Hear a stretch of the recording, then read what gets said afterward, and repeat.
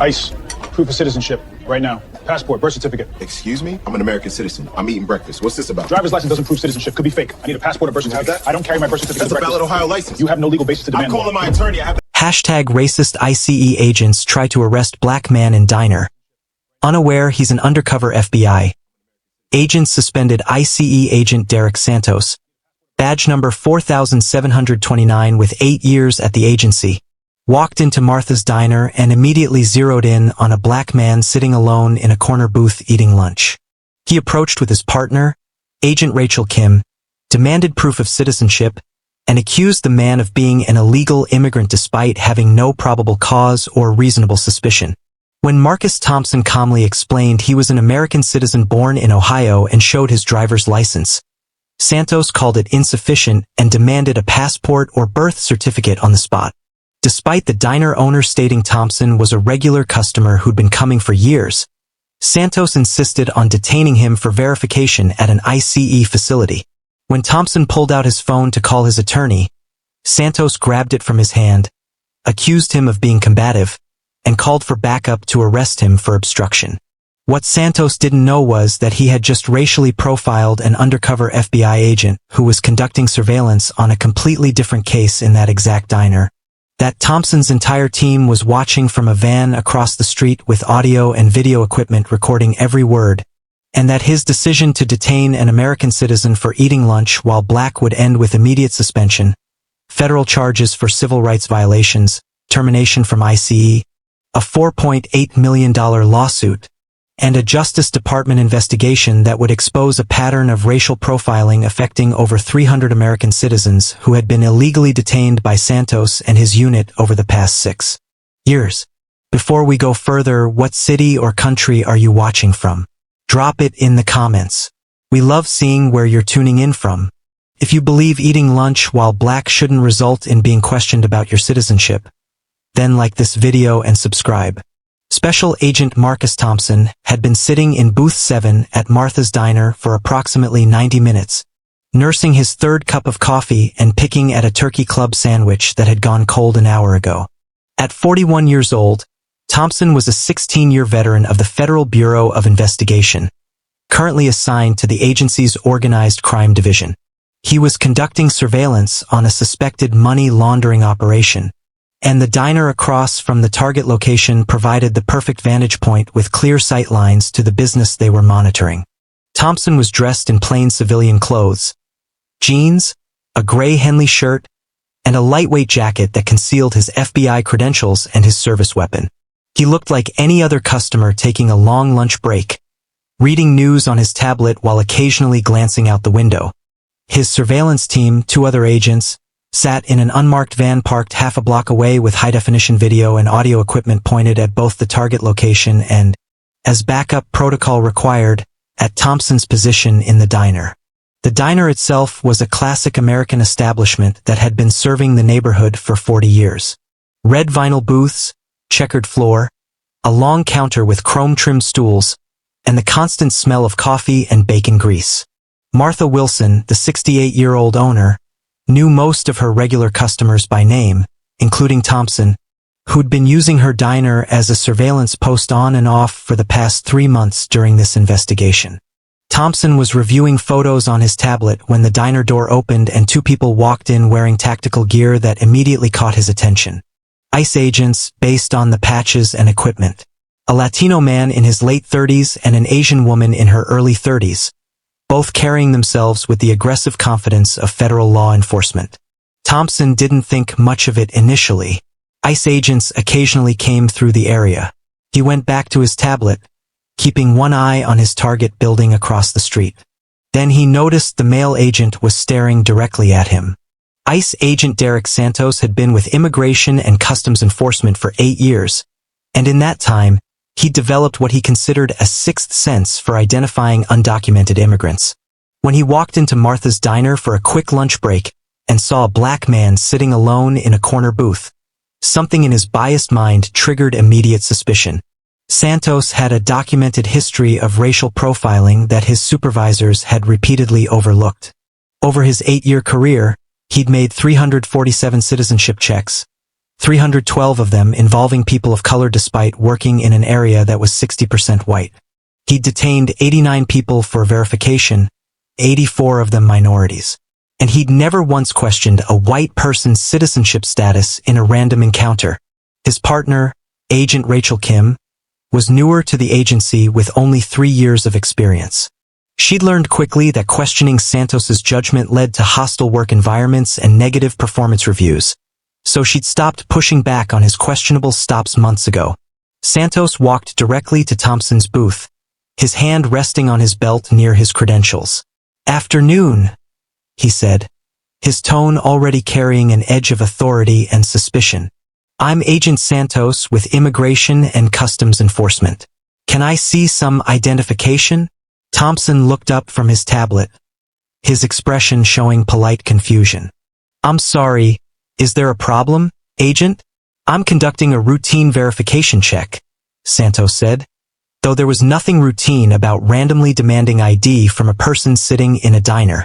"I need to see proof of citizenship. Driver's license, passport, birth certificate." Thompson felt the familiar tightness that came whenever he experienced racial profiling, even after 16 years as a federal agent. "Agent Santos, I'm an American citizen. I'm having lunch. What's the basis for this check?" Santos's eyes narrowed. "I don't need to explain my enforcement actions. Show me identification now or I'll detain you for verification." Thompson glanced at his partner, Agent Kim, who stood slightly behind Santos looking uncomfortable but saying nothing. Thompson knew exactly what was happening. He'd been racially profiled before, both as a civilian and even occasionally while off-duty as an FBI agent. But this was different. This was happening while he was on an active surveillance operation, and his entire team was listening and watching. In his earpiece, so quietly that only he could hear, his team leader's voice came through. "Marcus, we're recording everything. We've got video and audio. Your call on how you want to play this." Thompson made a decision. He would comply fully, document everything, and let these ICE agents dig their own graves. "Of course, Agent Santos," Thompson said calmly, reaching slowly for his wallet. "I'm reaching for my wallet now. My driver's license is inside." He pulled out his Ohio driver's license and handed it to Santos. The license was completely valid, showed Thompson's photo, his name, his residential address in the city, and was current through 2026. Santos examined it with exaggerated scrutiny, as if he was certain it would be fake. "Driver's license doesn't prove citizenship," he said dismissively. "You could be here illegally with a fraudulent license. I need a passport or a birth certificate." Thompson kept his voice level. "Agent Santos, a valid state driver's license is sufficient identification for most purposes. I don't carry my passport or birth certificate when I go to lunch. What specifically about my presence in this diner has given you reasonable suspicion that I'm not a U.S. citizen?" Santos's face flushed. "I don't have to justify my enforcement decisions to you. Either produce additional documentation or you're coming with us for verification." Martha Wilson, the diner owner, came over from behind the counter. She was a small woman with gray hair and a no-nonsense attitude honed by 4 decades of running a business.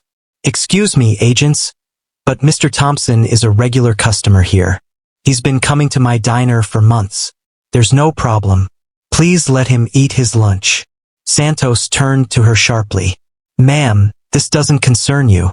Return to your business or you could be charged with obstruction." "Obstruction?"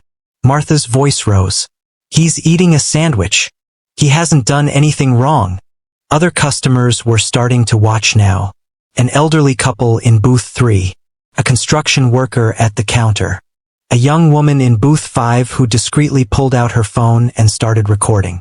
Agent Kim finally spoke up quietly. "Derek, maybe we should verify his information through the database before we escalate this. His license looks legitimate." Santos glared at her. "I'll decide when we've verified enough. I'm the senior agent." Thompson pulled out his phone. "I'm going to call my attorney," he said calmly. "I believe I have the right to legal counsel." Santos's hand shot out and grabbed Thompson's phone from his hand before Thompson could dial. You don't get to make calls until we've established your status. Now you're being combative and obstructive. Thompson's jaw tightened, but his voice remained controlled. Agent Santos, you just took my phone without legal justification. I've shown you valid identification. I've answered your questions. I'm a U.S. citizen sitting in a diner eating lunch. You have no probable cause to detain me. I have probable cause based on my training and experience, Santos said, which was code for, I'm making assumptions based on your skin color. He pulled out his radio. This is Agent Santos. I need backup at Martha's Diner, 1847 Lincoln Avenue. I have a subject refusing to cooperate with a citizenship verification. Possible deportable alien. Send 2 units. I'm not refusing to cooperate, Thompson said, his voice rising despite his efforts to stay calm. I showed you my ID. You're detaining me for eating while black. The construction worker at the counter stood up. Hey, I've been sitting here for 20 minutes. You didn't ask me for my papers. You didn't ask anyone else. Why just him? Santos pointed at the man. Sit down and stay out of this or you're next. The young woman recording spoke up. I'm filming this. Everyone can see this is racial profiling. Santos turned to her. Put that phone down right now. I have the right to record federal agents in public, she said firmly. Martha Wilson stepped between Santos and Thompson. Agent Santos, I'm asking you to leave my establishment. You're harassing my customer without cause. If you don't leave, I'll file a formal complaint. Santos's hand moved to his handcuffs. Step aside, ma'am. This man is being detained for verification of immigration status. Immigration status? Martha's voice was incredulous. He's American. He's been coming here for months. This is insane. Within 5 minutes, 2 more ICE vehicles arrived with 4 additional agents.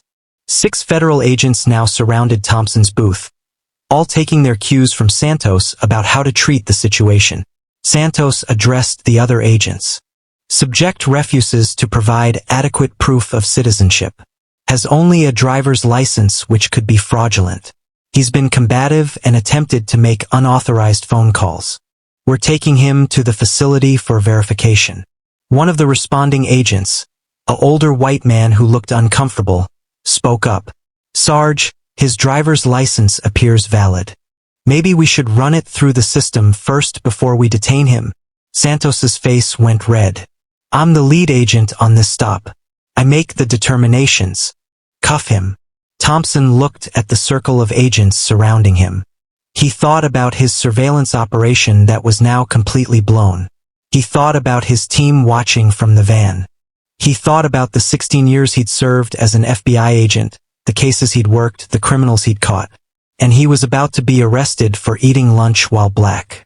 In his earpiece, his team leader's voice was tight with controlled fury. Marcus, say the word and we're coming in. We've got everything recorded. This is beyond illegal. Thompson made a decision. He would let this play out completely. Let them arrest him. Let them take him to their facility. Let them dig themselves in so deep that when the truth came out, there would be no way to minimize what they'd done. I'm not resisting, Thompson said clearly, for the recording. I'm an American citizen. I've provided valid identification. I've broken no laws. I'm being detained without probable cause. But I will comply to avoid escalation. He slowly stood up and turned around, placing his hands behind his back. Santos grabbed his wrists roughly and slapped handcuffs on him, tightening them more than necessary. As they led Thompson out of the diner, he could see Martha Wilson on her phone, clearly calling her own attorney. He could see customers recording on their phones. He could see the young woman who'd been filming now standing outside, getting footage of him being put in the ICE vehicle. And across the street, he could see the surveillance van with his FBI team inside, recording everything.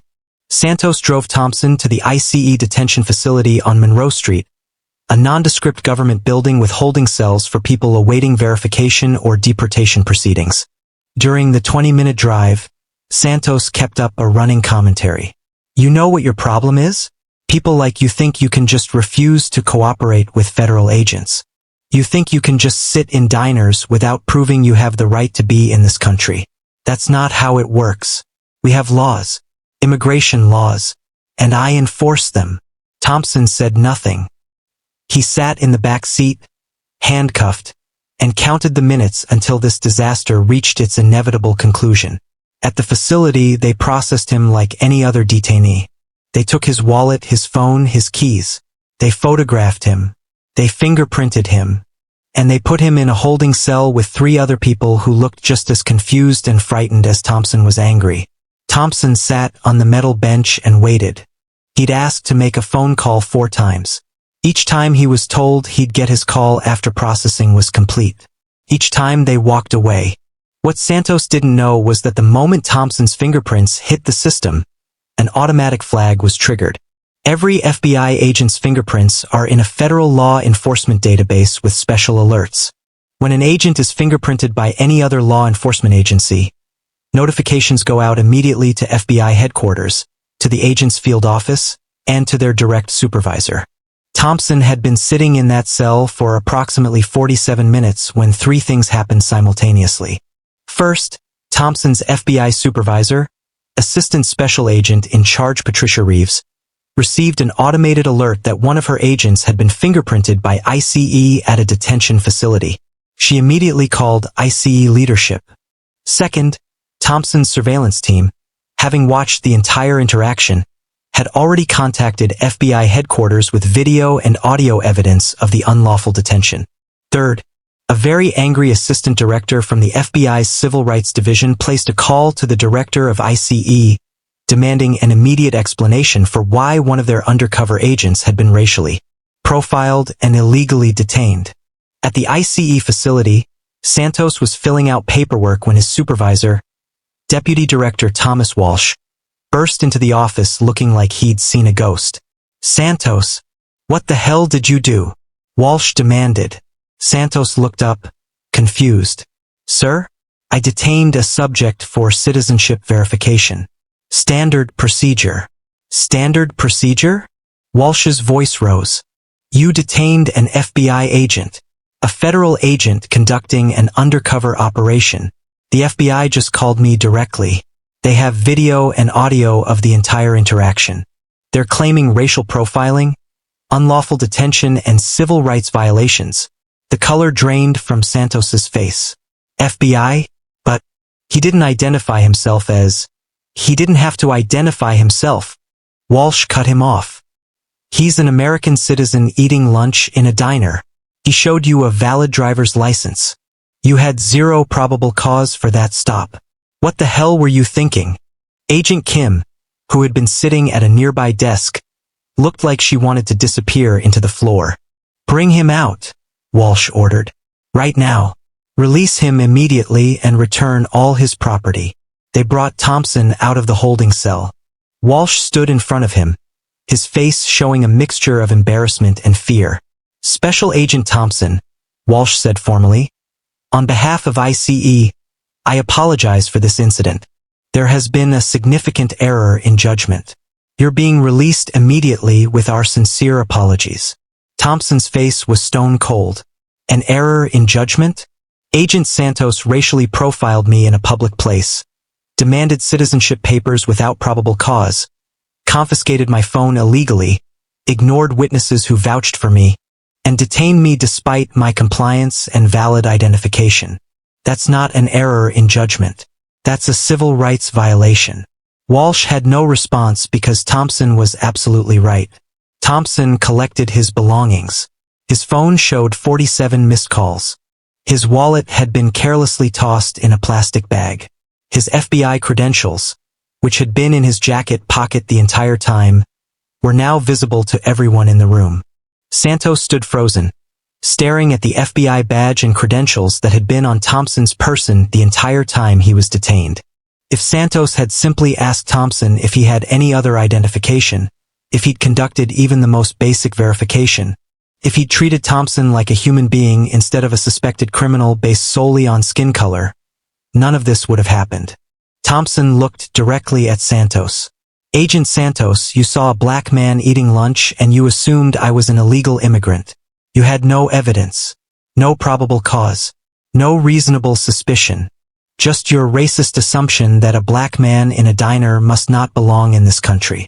I'm a 16-year FBI veteran. I've served this country my entire adult life. I've investigated terrorists, organized crime, public corruption. And today, I was detained by ICE for eating a turkey sandwich while black. He turned to Walsh. I want copies of all documentation related to my detention. I want the names of every agent involved. And I'm filing formal complaints with the Department of Justice, the Inspector General, and the FBI's Civil Rights Division. Thompson walked out of the facility to find his entire surveillance team waiting in the parking lot, along with his supervisor and 2 attorneys from the FBI's legal office. The video of Thompson's detention at the diner went viral within 24 hours. The young woman who'd been recording had uploaded it to social media with the caption, "ICE agents racially profile and arrest black man for eating lunch. Turns out he's FBI. This is America." Within 36 hours, it had 8 million views. But the FBI had something even more damaging. The high-definition surveillance footage from their equipment in the van. Crystal clear video and audio of the entire interaction, showing Santos approaching Thompson without cause, demanding papers, refusing to accept valid ID, confiscating his phone, and ordering his detention. ICE moved quickly to contain the disaster. Within 48 hours, Agent Derek Santos was suspended without pay pending investigation. Agent Rachel Kim was placed on administrative leave. Their supervisor, who had a history of ignoring complaints about Santos's conduct, was also suspended. But the FBI investigation went deeper. They pulled every stop Santos had made over his 8-year career. They found the pattern Thompson had suspected: 347 citizenship checks, 312 involving people of color. They interviewed 89 people Santos had detained for verification. They found that 67 of them were American citizens who had been illegally held, some for hours, some overnight, all because Santos had made assumptions based on their appearance. The Justice Department's Civil Rights Division opened a formal investigation into ICE's practices in the entire regional office. They found that Santos wasn't an isolated case. His pattern of racial profiling had been documented in complaints for years, but his supervisors had dismissed every single complaint as unsubstantiated or the result of misunderstandings. The federal charges came down 3 months later. Agent Derek Santos was charged with deprivation of rights under color of law, false imprisonment, and civil rights violations. Agent Kim was charged with complicity for failing to intervene despite witnessing obvious wrongdoing. 3 ICE supervisors were charged with conspiracy to violate civil rights for systematically ignoring complaints. Thompson filed a civil lawsuit seeking $4.8 million in damages. ICE settled within 6 months rather than face a trial where they'd have to explain why they detained an FBI agent who was eating lunch. The settlement required comprehensive reforms: mandatory anti-bias training, independent review of all citizenship checks, immediate supervisor notification when any U.S. citizen is detained, body cameras for all agents, and quarterly audits of detention statistics broken down by race. Santos's criminal trial lasted 4 weeks. The jury watched the surveillance footage showing him approach Thompson without cause. They heard audio of him demanding papers despite valid ID. They heard testimony from 12 American citizens Santos had illegally detained. They saw statistical analysis proving his systematic pattern of racial profiling. The jury deliberated 11 hours. Guilty on all charges. At sentencing, the judge was unsparing. Agent Santos, you were entrusted with enforcing immigration laws, not racial profiling American citizens. You saw a black man and assumed criminality. You detained an FBI agent. You ignored evidence. You violated rights. Your actions didn't just harm individuals. They destroyed trust in federal law enforcement. The judge sentenced Santos to 8 years in federal prison. Agent Kim received 18 months for complicity. The supervisors got 2 to 4 years each for enabling the pattern of abuse. 5 years later, the video had 45 million views and was used in federal law enforcement training as a case study in racial profiling. Thompson continued his FBI career and was promoted to supervisory special agent. He used $2 million of his settlement to create a legal defense fund for people wrongly detained by immigration enforcement. Derek Santos was 43 years old, serving year 3 of his 8-year sentence, where fellow inmates enjoyed reminding him daily that he'd arrested an FBI agent for eating lunch. The lesson was clear. Citizenship isn't determined by skin color. The right to eat lunch in America doesn't require a passport, and federal agents who racially profile will face federal consequences. If you believe eating while black shouldn't require citizenship papers, share this story. What reforms would prevent ICE from detaining American citizens based on appearance? Drop your solutions in the comments. And if you think 8 years for arresting an FBI agent is justice, subscribe because we're bringing you more stories where racial profiling meets accountability and costs everything.